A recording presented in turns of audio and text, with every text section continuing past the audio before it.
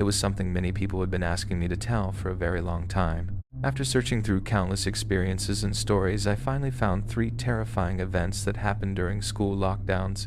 These are not the kind of memories people easily forget.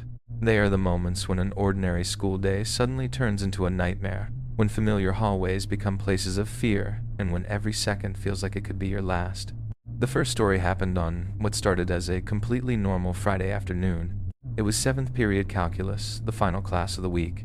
Everyone was already mentally checked out because spring break was almost here. The atmosphere in the classroom was relaxed. Students were shifting around in their seats, whispering to friends, and counting down the minutes until they could finally leave. I knew we probably were not going to have a test that day. Our teacher was one of the most easygoing teachers in the school, the type of person who would rather make class enjoyable than stress everyone out. So halfway through the lesson, he decided to do something different. Instead of continuing with calculus problems, he opened a website where we could play trivia games together. The entire class was laughing and joking around as we answered random questions about brand logos. Nobody expected anything unusual to happen. It felt like one of those forgettable school days that would disappear from your memory almost immediately. Then, everything changed. I still remember the exact second it happened. One of my classmates had just answered a question. The answer was Adidas. The moment that word left his mouth, the loudspeaker above us suddenly crackled. The voice that came through was the dean. But something was wrong. He did not sound calm. He did not sound like the person who normally made announcements about schedules, events, or school reminders. He sounded terrified. His voice was rushed and shaky as he said those words that instantly changed the entire atmosphere of the school. This is not a drill. All classrooms must go into lockdown immediately. The second I heard that sentence, I felt a cold wave rush through my body. Goosebumps appeared on my arms. The room that had been filled with laughter only moments earlier became completely silent. Even our teacher, who was usually relaxed about everything, changed instantly. His expression dropped. He moved quickly across the room, turned off the lights, locked the door, and told everyone to move toward the back corner. Nobody asked questions. Nobody joked. We all understood that something serious was happening. For the next few minutes, we sat there in complete silence. The only sound was our own breathing and the occasional nervous movement from students trying not to panic. Then we heard it. A strange buzzing noise came from a panel near the back of the classroom. The sound stopped. The lights remained off. That was when we realized the school had possibly cut the power. The fear in the room became much stronger. Everyone looked at each other. We were no longer wondering if this was some kind of drill. This was real. A few minutes passed. Then suddenly from somewhere down the hallway we heard screaming. Not normal screaming. This was the kind of screaming that instantly makes your body freeze. A man was shouting at the top of his lungs as he walked through the hallway.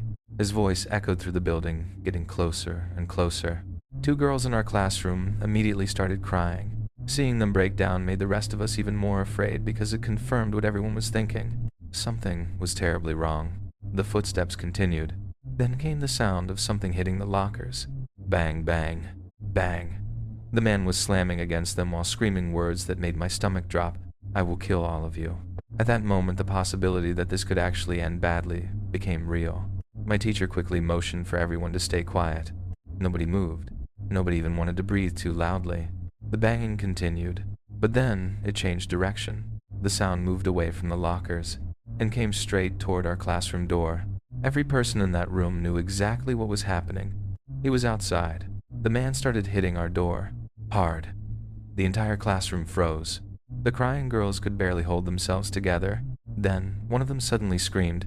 No, the pounding became louder. The man shouted through the door. Open up. For what felt like an eternity, we sat there listening to him attack the door. Every second felt stretched out. A few minutes felt like an hour. Then slowly the sound began to fade. The screaming moved farther away. The footsteps disappeared. Eventually there was nothing, only silence. About 10 minutes later, although it felt much longer, the dean returned over the loudspeaker.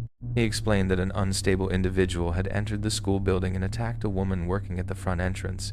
She had managed to escape and alert the staff. The frightening part was that nobody knew if the man had a weapon. At that time, the school did not have advanced security systems or cameras covering every area. The building was much easier for someone to enter than it should have been. Staff members searched every hallway and classroom, but could not locate him. Teachers were instructed to continue classes, but every door had to remain locked. No student was allowed to leave the classroom under any circumstances. But the strangest and most disturbing part came later. According to what students heard from staff members, a janitor working the night shift discovered the man hiding inside a storage closet near the back of the school. The rumor that spread afterward was terrifying. Students claimed that something was sticking out of the man's pocket. A large handgun, a Fertiafira Magnum. Nobody knows exactly what happened inside that closet. Some believe the janitor accidentally gave away his location. Others believe the man woke up and escaped before police could arrive. Whatever happened by the time authorities reached the area, the man was gone. To this day, my classmates and I still do not know if he was ever caught. I sometimes wonder what happened to him. I want to believe he eventually received the help he desperately needed. Because behind every terrifying story like this, there is still a person who reached a point where something inside them went terribly wrong. But that does not change the fear we felt that day. A normal Friday afternoon, a classroom full of students waiting for spring break. And then in a matter of seconds, the school became a place where everyone was simply trying to survive. The second lockdown happened at my middle school during the beginning of October. The weather that day matched the feeling perfectly. The sky was gray. Rain was falling steadily. The entire campus looked quiet and gloomy. My school had 2 lunch periods. The first lunch period was for all 6th graders and some 7th graders. The second lunch period was for the rest of the 7th graders and all 8th graders. The incident happened during the first lunch period. At first, everything seemed normal. Students were sitting together, talking, eating, and enjoying their break. Then suddenly, boom, a loud sound echoed across the campus. A few seconds later, boom, another one. Then 2 more. 4 loud explosions. My first thought was that it was thunder. The weather was bad, so it seemed possible. But then I noticed something. Everyone stopped moving. The entire cafeteria went silent for a moment. Then chaos erupted. Students began screaming and looking around, trying to figure out what was happening. At first I thought everyone was overreacting. I thought people were just panicking because they did not understand the situation. Then campus security rushed inside. Their expressions told us everything. This was not normal. They started shouting instructions, telling everyone to move immediately into the multi-purpose room. Students standing in the lunch line were forced to throw away their food and leave. Nobody complained. Nobody cared about lunch anymore. Everyone just wanted to know why we were being moved. My friends and I entered the multi-purpose room along with hundreds of other students. The room was enormous, but somehow it felt extremely small at that moment. Everyone was whispering. Everyone was confused. The back wall of the room was made almost entirely of glass, allowing people to see outside. But within seconds, security rushed to cover the glass with curtains. Adults positioned themselves at every exit. That was when the fear really started, because adults do not react like that unless something serious is happening. My friend Eric, like the rest of us, wanted answers. He approached one of the adults and asked what was going on. When he came back, his face looked different. He was no longer curious. He was worried. He looked at us and said, "You know those houses right in front of the school?" And that was when we realized whatever had happened outside was much closer than we thought. Eric looked at us with a serious expression and began explaining what was happening. He said there was a man living in the neighborhood directly across from the school. According to what he had heard, the man was mentally unstable and had barricaded himself inside his own house. He had reportedly threatened to take his own life and harm police officers if authorities attempted to remove him from the property. But what made everyone even more uncomfortable was that this man had been seen walking around outside the school, watching, observing students, standing there in a way that made people feel like something was not right.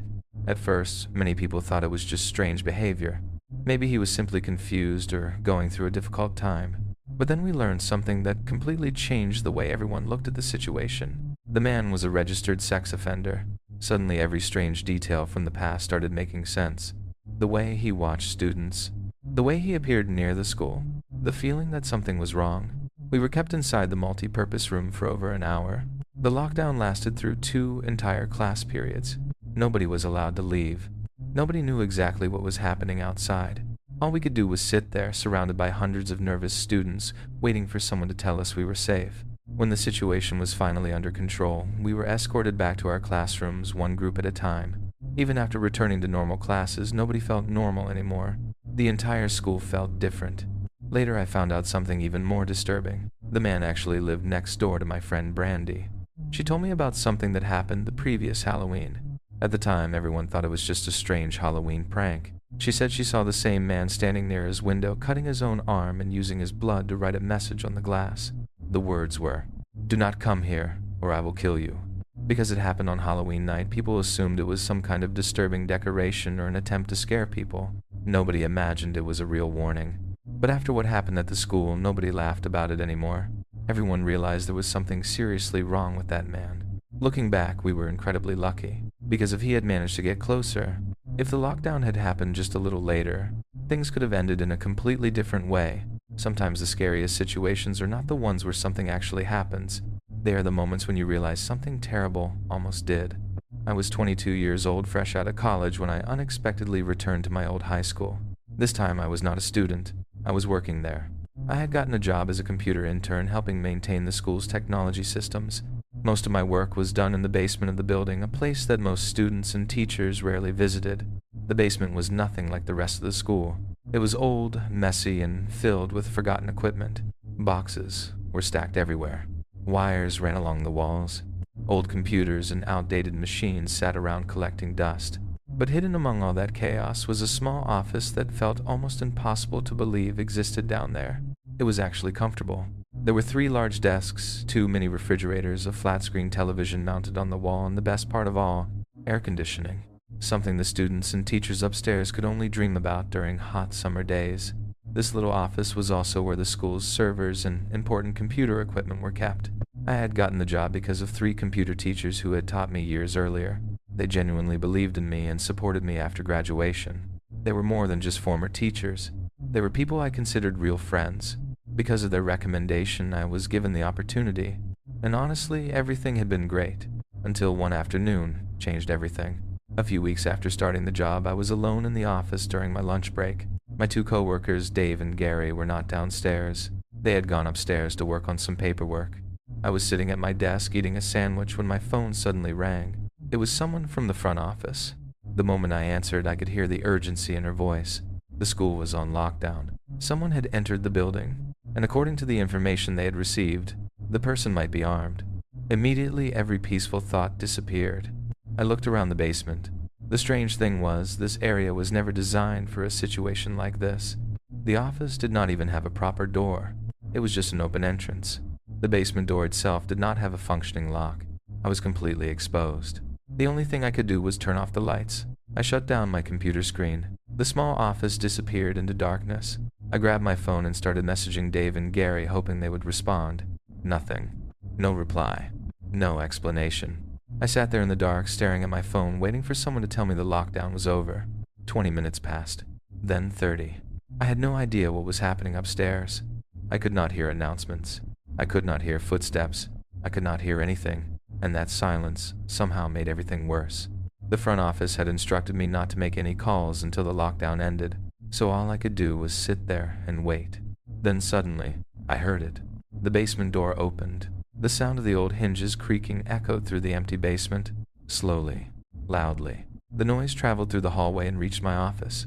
I immediately sat up. My heart started pounding. For a brief moment, I wondered if it was Gary or Dave coming back. I wanted to call out. I wanted answers. But something stopped me. The footsteps continued. Someone was coming down the stairs. Fast. The sound grew closer and closer. Without thinking, I pushed my chair away and crawled underneath my desk. I held my breath. The person entered the office, but they did not turn on the lights. They just stood there, in the darkness, completely silent. I cannot explain the fear I felt in that moment. It was the kind of fear that takes control of your entire body. Every muscle becomes frozen. Every thought becomes focused on one thing. Do not make a sound. Because somewhere in that dark room, someone was standing only a few feet away from me, and I had no idea who they were. Then suddenly, my phone made a sound. A notification. A single message alert.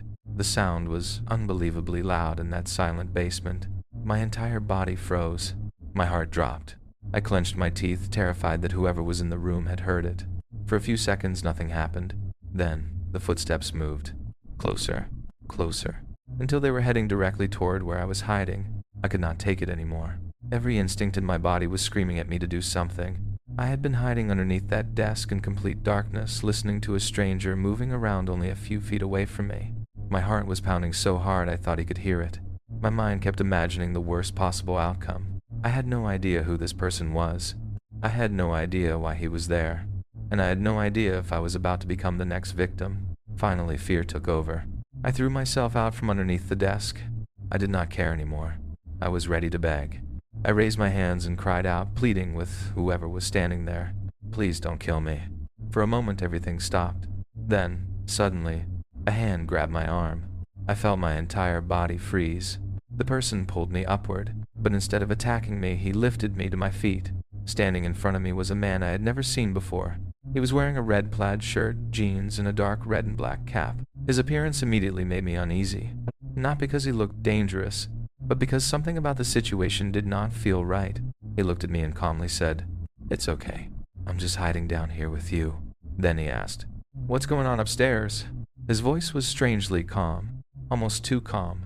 I quietly asked him who he was, but he seemed to ignore my question. Instead, he looked around the basement and asked another question. "Is there another way out of here?" I pointed toward the exit and told him there was a way around the other side. But before he could move, something bothered me. I needed an answer. "Who are you?" There was a short pause, a moment of silence that felt much longer than it actually was. Then he finally explained. He said he had come to the school to pick up his son. While he was there, a teacher noticed the lockdown and told him he needed to hide somewhere safe. The story sounded believable, at least for a moment. Then I remembered my phone. I quickly checked the notification I had received earlier. It was a message from Dave. The second I read it, my entire body went cold. It said, "Dude, this is crazy. Some guy with a gunshot, Mr. Buckley. He's wearing a red shirt and a hat. Whatever you do, do not come upstairs." I stared at the screen, then slowly looked back up. My eyes moved toward the man standing in front of me. Red shirt, hat, the same description. My stomach dropped. Everything suddenly connected. The calm explanation, the strange questions, the way he wanted to know if there was an exit. The person standing in front of me was not hiding from the danger. He was the danger. I tried not to show my fear. I tried to stay calm. But somehow he noticed. The expression on his face changed. At that moment, panic completely took over. I knew I had only one chance. Run, I turned and sprinted toward the stairs leading upstairs. And then, a sound exploded through the basement. A gunshot. The loudest sound I had ever heard. The entire basement shook with the echo. I heard something strike metal nearby as the bullet ricocheted through the darkness. For a split second, I thought I had been hit. I thought that was it. But somehow, the bullet missed. I kept running. I did not look back. I pushed myself harder than I ever had before and finally reached the upstairs area. And that was when I saw them. Police officers. They were positioned at every exit, including the basement entrance. The moment the man tried to escape through the door, officers were waiting. He was caught immediately. The nightmare was finally over. The best news came afterward. Mr. Buckley survived. The gunshot had not killed him. Investigators later discovered that the man and Mr. Buckley had some kind of personal conflict, but nobody ever learned the full story. Nobody knew exactly what happened between them. Nobody knew why someone would go that far. But one thing was clear. Whatever disagreement they had, it was never enough to justify what happened that day. A person walked into a school carrying a weapon. A teacher was nearly killed, and I was only seconds away from becoming another victim. Even now, years later, I can still remember that sound. The sound of the gunshot echoing through the basement. The sound of a moment when everything changed. Because sometimes the most terrifying moments in life are not the ones you see coming. They are the ones where danger is standing right beside you, and you do not realize it until it is almost too late.